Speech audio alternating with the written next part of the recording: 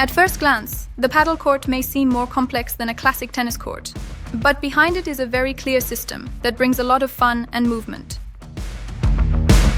Once you understand how to use the glass and how everything fits together, the game feels much more controlled and dynamic.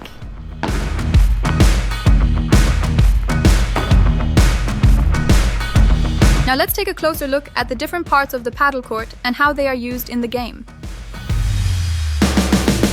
In paddle, the playing area doesn't consist of just the court surface. The surrounding walls are an essential part of the game and should always be taken into account.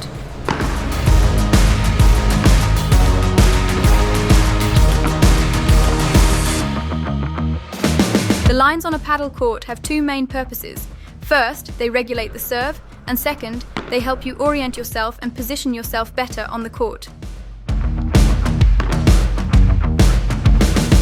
When you serve, stand behind the line and alternate between left and right. This is exactly how every single point starts. You serve into the opponent's court diagonally. The key point is that after the bounce, the ball must not hit the fence. It has to go directly to the glass, or it can be played directly by your opponent. The center line divides the court into two halves.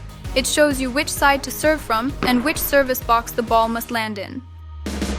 In paddle, the glass walls are completely part of the game. The ball must always hit the ground before anything else.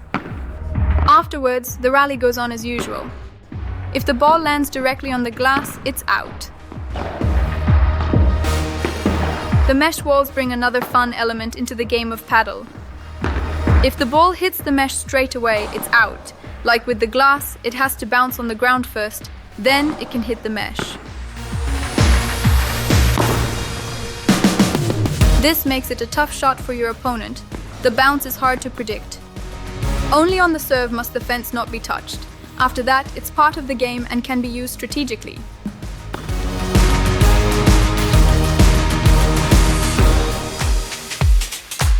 Even without permanent markings, the court is divided into zones in paddle. The area near the back wall lets you react with more time. You have more patience in your decision-making, and this is more of a defensive style of play. With patience and a calm approach, you can move forward effectively. When players move forward, the game changes. In the transition zone, you can decide whether to slow the pace down, keep control, or speed the game up and apply more pressure. The closer the players move to the net, the more offensive the game becomes and the faster it's played.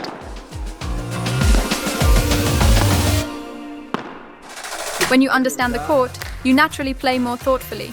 You know where you are, what's possible, and which options you have. That means less rushing, fewer mistakes, and a game that feels simpler and more controlled. You don't need to know every rule in detail to get into the game well. What's crucial is having a basic understanding of the court and how it all fits together, the lines, the walls, and the play zones. With this new sense of orientation, you'll make better decisions, move better on court, and build the point more clearly. That's how your paddle game starts to improve.